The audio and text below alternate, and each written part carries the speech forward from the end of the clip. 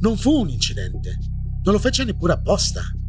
Semplicemente non gli importava nulla di quello che sarebbe successo alla chitarra se l'avesse calpestata.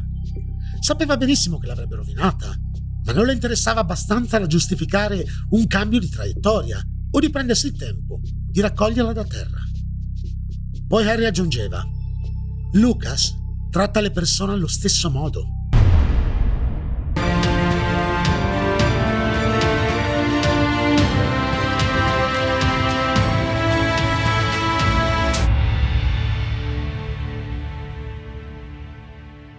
Ciao ragazzi e benvenuti a questa prima puntata della nuova stagione di Anthropo Mystery. Per la prima volta nella storia dell'inspiegabile, oggi vi proporrò un mini documentario. Sono circa 30 minuti di video, quindi mettetevi comodi e godetevi lo spettacolo. Il caso risale al 2008, quando un uomo di nome Harry aprì un blog dal titolo Raising a Psychopath, cioè crescere uno psicopatico. Tra le sue pagine riportò un'esperienza personale, cioè quella di un padre arrivato ad una agghiacciante conclusione in merito al bimbo adottato 5 anni prima. Lucas, questo è il nome fittizio dato al bambino, poteva forse essere davvero uno psicopatico? Ecco quindi crescere uno psicopatico, un'oscura testimonianza. Il blog. Il 18 settembre del 2008 apparve in rete un blog il cui contenuto avrebbe sconvolto centinaia di migliaia di persone in tutto il mondo. Il titolo non lasciava dubbi in merito al tema centrale che si sarebbe discusso in quello spazio. Raising a Psychopath, crescendo uno psicopatico, era la testimonianza di un padre adottivo che, dopo aver analizzato attentamente i primi 5 anni accanto al bambino accolto in seno alla sua famiglia, si era reso conto che avesse un grave problema. Lucas, questo è il nome fittizio che gli attribuì per proteggere la sua identità, mostrava delle caratteristiche comportamentali che lo discostavano nettamente dai bambini della sua età. Aveva avuto un'infanzia estremamente difficile, che aveva formato il suo modo di essere. Ma quel modo di essere non era sano. Harry, così si chiamava l'uomo che aprì il blog, era convinto di sapere cosa stesse succedendo a Lucas e aveva l'intenzione di riportarlo dettagliatamente in quelle pagine. Solo così sarebbe stato in grado di assumerlo, processarlo ed operare una catarsi. Ma procediamo con ordine. Come dicevo, il primo post apparve il 18 settembre del 2008, un'occasione speciale che Harry chiamava Gotcha Day. Si trattava della data in cui Lucas era entrato nella sua vita e quella di sua moglie. Una giornata che avrebbe dovuto essere ricordata come una delle più belle e significative della sua esistenza, ma che aveva finito per rappresentare l'inizio di un lungo tormento. Arrivato nella sua nuova casa, Lucas presentò subito i primi problemi. Mentiva in continuazione e a livello patologico. Faceva la pipì a letto, era scontroso, eccetera. Ma loro erano pronti. Sapevano che avrebbero dovuto metterci molto più impegno, ma anche che sarebbero riusciti ad ottenere ottimi risultati con il piccolo. E così fu, fino a qualche mese prima, quando Lucas si cacciò in un guaio serio che lo portò ad affrontare una denuncia. Harry spiegò così la malefatta nel blog. Si è introdotto in casa della nostra vicina e ha frugato nel suo cassetto della biancheria intima. Si è eccitato. Si è fatto delle foto senza vestiti con la sua macchina fotografica digitale e le ha lasciate lì, affinché lei le vedesse. Questa è la prima volta che viene accusato a livello formale e messo di fronte alla giustizia. Perché fino a poco tempo fa siamo stati in grado di tenerlo sotto controllo. Ma circa 6 mesi fa, intorno al suo 11° compleanno, tutto è cambiato. Quel giorno ci siamo resi conto che non potevamo più contenerlo completamente. Quel giorno il mondo è diventato un posto più pericoloso. Ho diversi obiettivi con questo blog. Prima di tutto, voglio documentare l'infanzia di uno psicopatico, per mostrare cosa succede davvero ad un bambino in questa condizione. Secondo, voglio offrire supporto ai genitori di bambini simili. So che i vostri amici e la vostra famiglia non vi capiscono o non vi credono, ma io sì. So cosa state passando. Terzo, spesso trovo la scrittura terapeutica. Questo lo faccio sia per aiutare me che per aiutare chiunque altro. Vorrei aver iniziato questo racconto 5 anni fa, così la storia sarebbe stata lineare. Invece mescolerò storie risalenti a molto tempo fa, con storie di oggi. Sfortunatamente non potrò essere costante con gli aggiornamenti di questo blog. Se notate che sono passati alcuni mesi dal mio ultimo post, è perché probabilmente mi trovo occupato a risolvere i problemi di Lucas. La vita di Lucas. Nei post successivi, Harry ci dà alcune informazioni in più sulla vita di Lucas, prima che lo adottasse. Sua madre Maria aveva solo 14 anni quando lo mise al mondo e già stava lottando contro la sua dipendenza da droghe e alcol. Luca visse con lei 2 anni prima di trasferirsi a casa del padre, dove veniva completamente trascurato. Pochi mesi dopo, Maria lo riprese con sé, ma 4 mesi dopo finì sotto le cure di sua nonna. Maria era di nuovo nei guai. Finì a vivere con uno spacciatore e ben presto rimase di nuovo incinta. Avuto il suo secondo figlio, tentò un riavvicinamento a Lucas, ma anche questa volta durò solo un paio di mesi. Ritornato alle cure della nonna, quest'ultima decise di darlo in adozione. La donna non era in grado di controllare il suo comportamento. Fu dato in affidamento a una famiglia che dapprima considerò l'adozione. In seguito rinunciò. Venne collocato in un'altra famiglia che sarebbe stata perfetta per lui, ma accettarono di accoglierlo solo per un breve periodo di tempo. Alla fine arrivarono Harry e sua moglie. Sposati da 8 anni e per nulla disposti a rinunciare alle loro carriere, si resero conto che adottare un bambino più grande sarebbe stata la scelta migliore. Volevano un figlio, ma non potevano permettersi di allevarne uno loro. Così si iscrissero alla sezione di formazione dell'agenzia di adozioni e solo 6 mesi dopo accolsero Lucas in casa. Sapevano che era un bambino difficile, ma erano disposti a dargli un'opportunità. Tuttavia, dal primo momento in cui salì in macchina con i nuovi genitori, il suo bizzarro comportamento emerse con forza. Lucas chiedeva ogni 5 minuti quando sarebbero arrivati a casa. Il viaggio era di 3 ore, ma nonostante gli fosse stato detto più volte, Lucas continuava insistentemente a porre lo stesso quesito. Sicuramente era emozionato. Ci si sarebbe aspettati una gran gioia e curiosità da parte sua una volta arrivato nella nuova casa. Ma giunto lì, si limitò a rimanere seduto nella sua stanza. Il resto della casa sembrava non interessargli minimamente. In altre occasioni, Luca si dimostrava iperattivo, chiedeva a gran voce di essere intrattenuto. Altre volte, invece, era completamente apatico. Problemi. Il primo grande problema che Lucas dovette affrontare, una volta arrivato nella sua nuova famiglia, fu gestire il difficile rapporto con la sua madre adottiva. A detta di Harry, la odiava. Era cattivo con lei e faceva i capricci ogni volta che era costretto a rimanere da solo in sua compagnia. Ci vollero almeno 3 settimane prima che superasse questo suo astio ingiustificato ed iniziasse a chiamare la donna mamma. A parte comportamenti di questo genere, vi erano altri campanelli d'allarme che facevano capire che Lucas era diverso. Per esempio, non si accettava l'idea del Natale.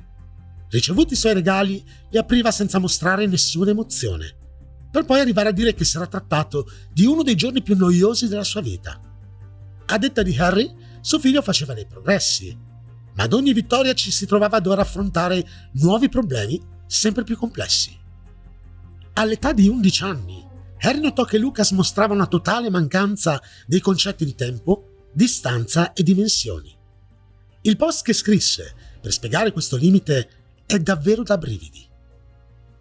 Il concetto di tempo di Lucas è poco sviluppato, direi per nulla sviluppato. Non riesce a capire la differenza tra un minuto, un'ora, un giorno e un anno.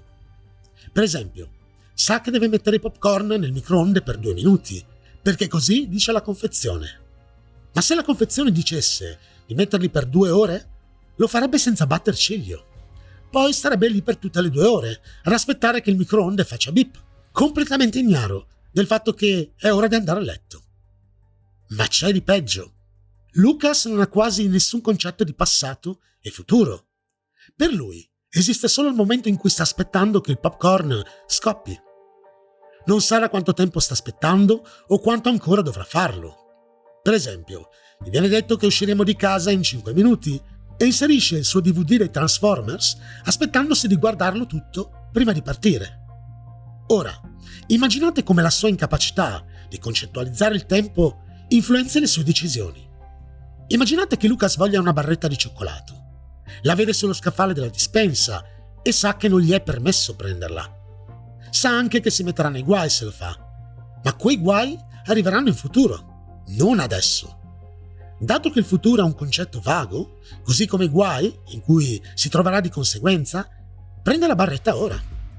Arriva il momento di punirlo. Potrebbe stare in un angolo o andare in camera sua, o vedersi proibita la TV o la PlayStation per un certo tempo.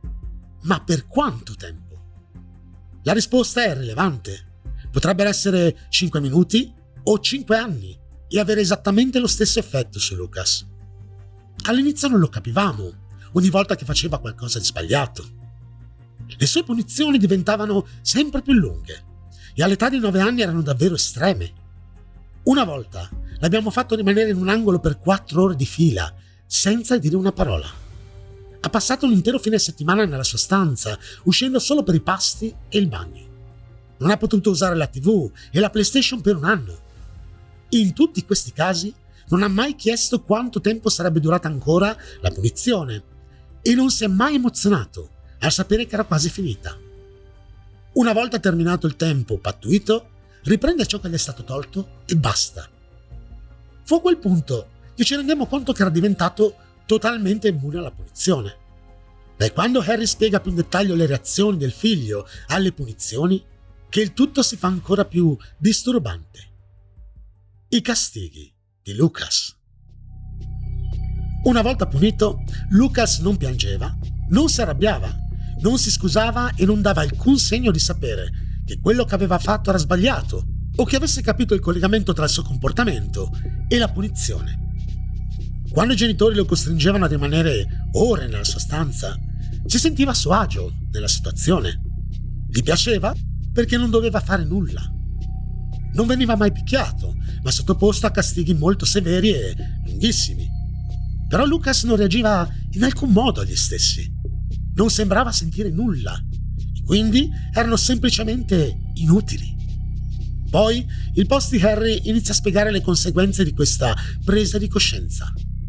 A quel punto, il suo ruolo e quello di sua moglie non era più quello di educare Lucas, ma di controllare direttamente le sue azioni, per evitare che ne commettesse di gravi, addirittura contro la legge. Non gli era permesso di partecipare ad attività extrascolastiche, di giocare da solo in giardino, di uscire di casa da solo. Televisione e PlayStation potevano essere usate solo sotto supervisione di un adulto. Ma il controllo non poteva essere esercitato 24 ore su 24. E così, alla prima occasione, Lucas ne approfittava per dare il peggio di sé. L'evoluzione delle sue malefatte stava prendendo una piega sempre peggiore. Violenza sui compagni, furti, tanto che Harry si aspettava che ben presto potesse arrivare ad attentare alla sua stessa vita o quella della moglie. E quella sensazione di crescere un figlio differente veniva incrementata ancora di più quando si prendevano in esame altri comportamenti tipici di Lucas. Per esempio, Harry sottolineava spesso che suo figlio non era violento nel senso in cui la maggior parte delle persone pensa ai bambini violenti. Non mostrava rabbia e men che meno cattiveria. Tuttavia, era noncurante. Per far capire meglio il concetto, Harry raccontò un episodio. Un pomeriggio, Lucas si trovava nella sua camera da letto, la sua chitarra adagiata sul pavimento proprio al centro della stanza. Nel momento in cui ebbe la necessità di raggiungere il lato opposto della camera, camminò sulla chitarra spezzandola in due. Non fu un incidente, non lo fece neppure apposta. Semplicemente non gli importava nulla di quello che sarebbe successo alla chitarra se l'avesse calpestata. Sapeva benissimo che l'avrebbe rovinata, ma non le interessava abbastanza da giustificare un cambio di traiettoria o di prendersi il tempo di raccoglierla da terra. Poi Harry aggiungeva: Lucas tratta le persone allo stesso modo. La sua mancanza di empatia, quella incapacità di sentire quello che sentono gli altri, lo rendeva capace di qualsiasi cosa pur di raggiungere il suo scopo. E fu a quel punto che gli indizi c'erano tutti e abbastanza chiari. Il modo di essere di Lucas suggeriva che fosse psicopatico ed Harry doveva capire se quella intuizione potesse essere confermata. Considerato che gli psicoterapeuti non effettuano test a bambini per rilevare un possibile problema di psicopatia. In effetti ricevere da piccoli una diagnosi del genere potrebbe compromettere per sempre la stabilità psicologica della persona una volta diventata adulta. Harry decise di effettuare la valutazione di Lucas da solo, basandosi su un famoso test psicologico chiamato Here Psychopathy Checklist. Grazie a quel test sarebbe stato in grado di confermare o refutare la sua teoria, quella che dava il nome al suo blog, per l'appunto. La Psychopathy Checklist.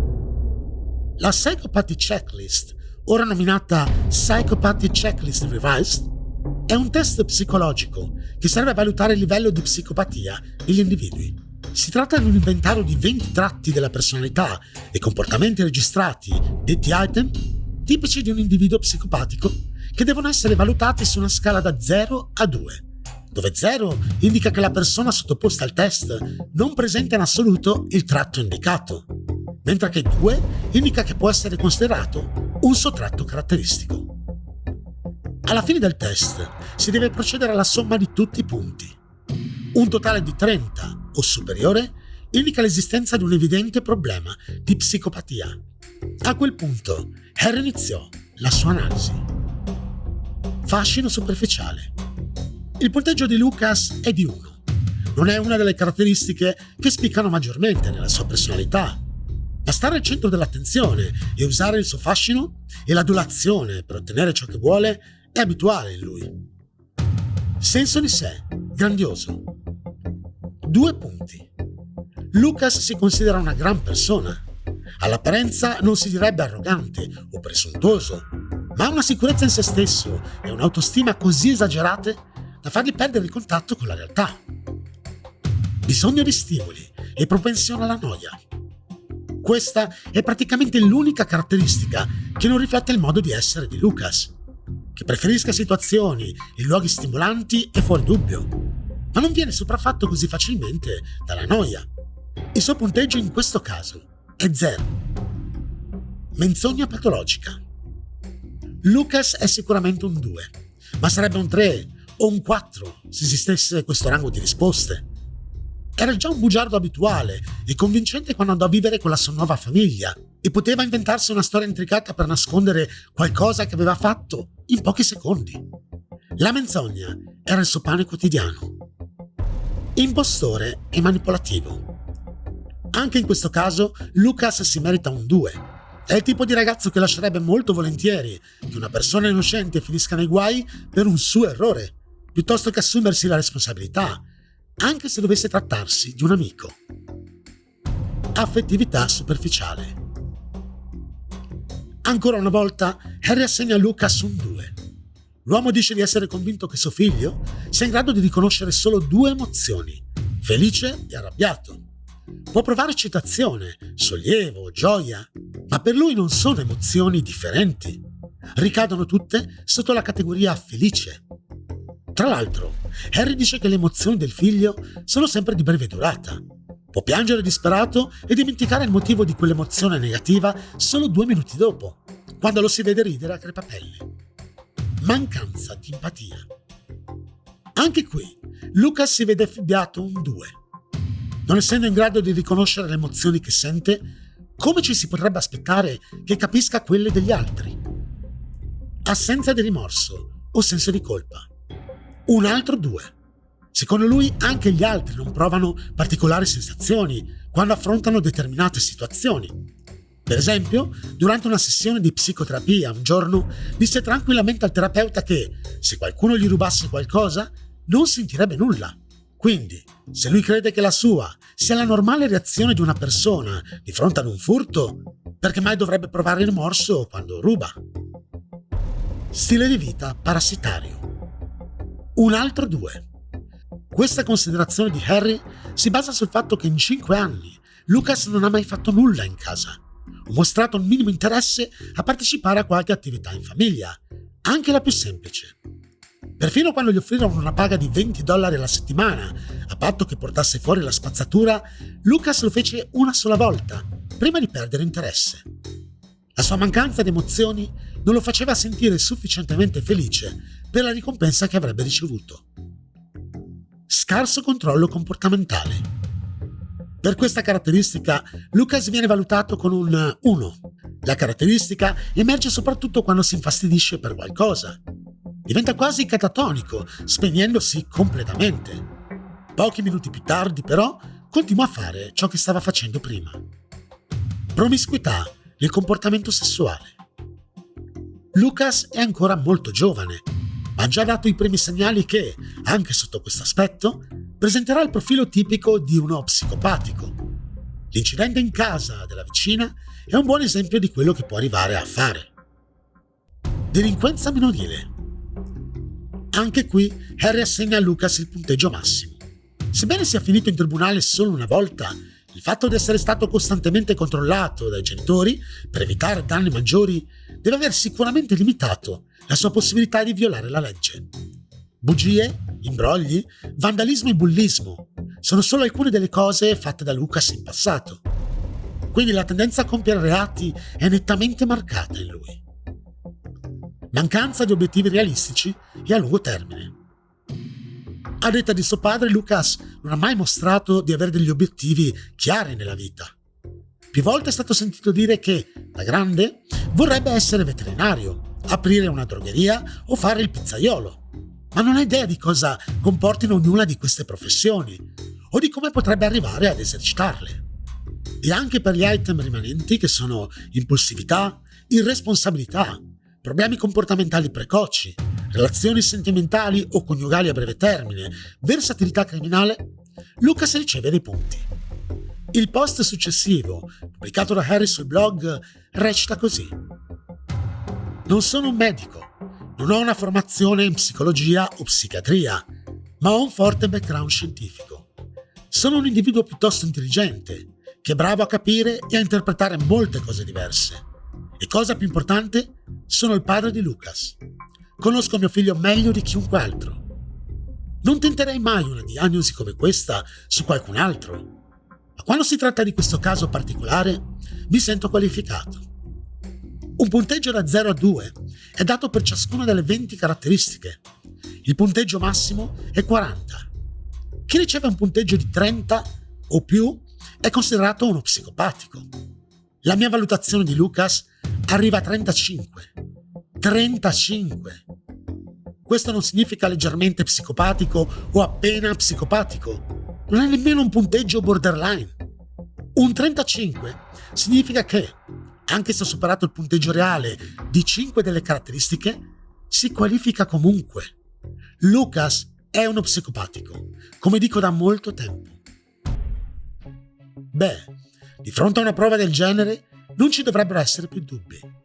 Lucas era davvero uno psicopatico e ciò che rimaneva da fare era solo cercare un modo per evitare che potesse recare danno a se stesso o agli altri. Di fronte a uno psicopatico c'è davvero poco da fare. Neppure un genitore ha gli strumenti per gestire la situazione e men che meno per risolverla. Tuttavia, il test effettuato da Harry su Lucas presentava due grandi problemi di base. Il primo è che Lucas aveva 11 anni al momento in cui il padre lo sottopose al test, e lui stesso sottolineò più volte che non dovrebbe essere fatto a persone minori di 12 anni. Certo, tra 11 e 12 anni c'è solo un misero anno di differenza, ma a quell'età può significare molto. Quindi, la valutazione non sarà stata fatta troppo presto. Il secondo problema è la inevitabile mancanza di obiettività di Harry. Un padre non può essere del tutto obiettivo nel valutare determinati comportamenti del proprio figlio. Tra l'altro, Harry non ha altri figli con i quali operare un paragone. Su cosa si basa per stabilire la gravità di un determinato atteggiamento? Furono molti commenti sul blog di Harry dove genitori con problemi simili al suo si facevano avanti, raccontavano la loro storia e mostravano il loro supporto. Tuttavia, non mancarono anche delle aspre critiche, da parte soprattutto di persone inorridite a sapere che metodi educativi erano stati usati da Harry per correggere il figlio. 4 ore di punizione con la faccia rivolta verso il muro? 1 anno di proibizione di TV o console? Ma è l'ultimo post del blog che lascia spazio a un barlume di speranza. Il 18 ottobre del 2011, dopo un anno di completo silenzio da parte di Harry, l'uomo pubblicò le seguenti parole. È passato un anno dal mio ultimo post e molti di voi si stanno chiedendo come vanno le cose. Per ringraziarvi del vostro gentile supporto, voglio offrire questo breve aggiornamento. Oggigiorno le cose vanno un po' meglio di un anno fa e non ho sentito il bisogno di scrivere in merito alle nostre esperienze. E anche se so che questo non è assolutamente razionale, non volevo dire nulla per scaramanzia. Ecco perché non ho postato. Lucas è tornato a casa da noi. È a casa da quasi un anno e i suoi comportamenti sono più controllati rispetto a prima. Questo non vuol dire che non ci siano problemi. Ce ne sono, certo, ma meno frequenti e meno gravi di prima. Lo scienziato che è in me sta cercando di capire perché, che cosa è successo, cosa l'ha fatto cambiare, anche solo un po'. La terapia l'ha aiutato? Lucas è semplicemente maturato e ha lasciato da parte quei comportamenti strani? Avevamo solo bisogno di una pausa e ora siamo più riposati e in grado di affrontare meglio i suoi problemi? O Lucas ha semplicemente imparato a nascondere meglio il suo modo di essere e noi non lo stiamo più cogliendo sul fatto così spesso, come prima? Ho il sospetto che sia una combinazione di queste due cose. Penso anche che ci sia una diversa aspettativa da parte della comunità. Lucas ora ha 14 anni e va al liceo e gli adulti lo trattano diversamente da come facevano prima. Non ha più l'aspetto di un bambino. Ci si aspetta che gli studenti delle scuole superiori mostrino qualche comportamento antisociale e gli insegnanti tengono sott'occhio queste cose. La comunità è più disposta a ritenere un adolescente responsabile del suo comportamento rispetto a quando è solo un bambino. Finalmente ci sono dei limiti. Ma questa è solo una teoria. Dopo quasi un anno non ho ancora una risposta definitiva. Continuerò a cercare di trovarla e se ci riuscirò la posterò qui. Non importa il perché di questo cambiamento, sono solo molto grato che sia avvenuto. E da quel momento, più nulla. Harry non ha più aggiornato sul blog. Dopo qualche mese lo stesso è stato eliminato definitivamente dal web, cancellando per sempre la testimonianza di un padre in dura lotta con se stesso, con l'amore di un figlio e il senso di responsabilità nei confronti della società. Certo, è pur vero che la cancellazione del blog da internet potrebbe anche essere un segno di pentimento. Se Harry avesse scoperto di essere giunto a conclusioni troppo affrettate in merito a suo figlio, probabilmente avrebbe prima di tutto eliminato dal web ogni riferimento a lui e alla sua presunta condizione di psicopatico. Ma voi cosa ne pensate? Credete che Lucas potesse davvero essere uno psicopatico? Perché il blog venne eliminato per sempre dal web? Fatemi sapere la vostra opinione in un commento.